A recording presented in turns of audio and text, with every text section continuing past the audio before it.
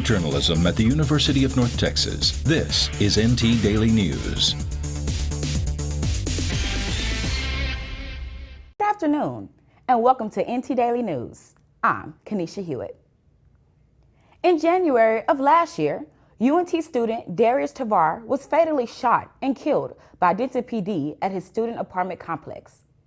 More than a year after his death, the officer's body cam footage is presented to a grand jury, resulting in their decision not to press charges against the officer. Darius's death is controversial to the people that knew him, as many claim he started to act mentally ill following a car accident he was involved in days prior. During this time, Denton PD has not released the name of the officer as he remains on administrative duty. In early March, the CDC announced that it is safe for students to now be 3 feet apart in the classroom instead of the initial 6 feet. Here is more on how the University of North Texas is reacting to this change. As more people get vaccinated, the CDC has announced it is safe for students to be 3 feet apart as opposed to 6.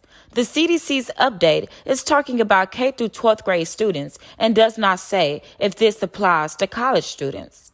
Julie Leventhal, a professor in the College of Education, explains what she thinks this means for UNT. I think the university is even going to follow that in the fall. From what it sounds like, we've gotten very little information, but what we have gotten is basically that we're going back to normal in fall of 21. So I have my classroom assignments already, and I'm in big spaces, but I'm in one of the big rooms in Wooten, but I also have a class that's capped at 85. So I think normally that classroom holds 120 or something like that. So I'm not sure if they're going to maintain the 3 feet or if they're going to maintain anything, like they're going to cross off certain chairs. It doesn't seem like it. And I'm just kind of rolling with it. The university's plan to have full in-person classes this fall can be nerve-wracking to some. I do know that there's probably some faculty that are concerned about it. I'm also anticipating students still being concerned about it. I've kind of been warning my students, hey, if you're not comfortable with face-to-face interaction still without the social distancing, or maybe even without masks, because I don't know what's happening with that in the fall, to consider an online or remote type format. The CDC's change to 3 feet can be safely adopted if masks are worn and precautions are taken. UNT kinesiology major Jada Vickery shares her experience with taking in-person classes this spring. The CDC's changed to 3 foot. There has been a few situations that I've not personally experienced, but I was in the classroom when that happened. A student came in with no mask, and the professor respectfully asked him, can you please put on your mask? And the students were like, well, the signs are took down and we don't have to wear a mask anymore. We only have to stay 3 feet. The professor, continued to say, well, I would like for you to wear your mask in my classroom because, I have my own issues with personal health, and COVID is still going on.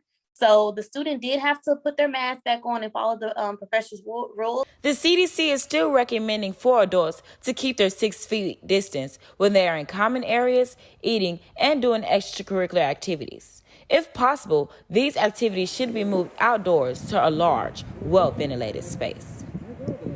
Although the state of Texas is changing up their rules a little bit, our school is still, very strict on us staying safe with what's going on.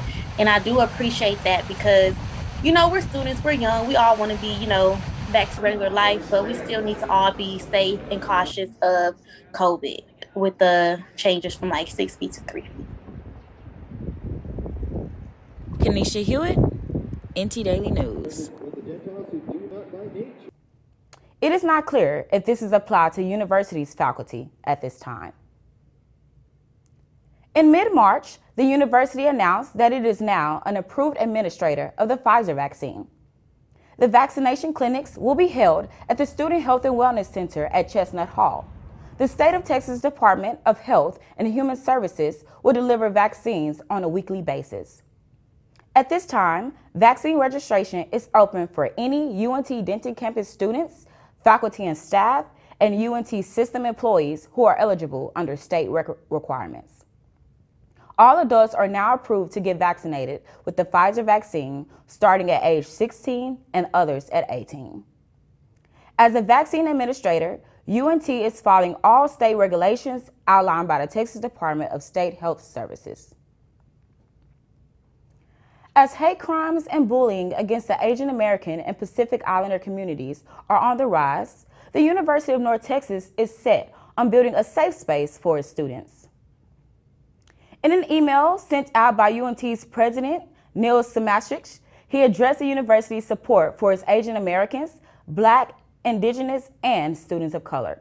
The university wants their students to know that they're standing with them in building a world where everyone is treated with dignity and respect.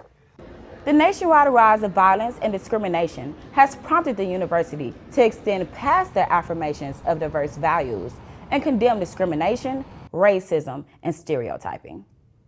UNT student Charlie Evangelista shares his experience.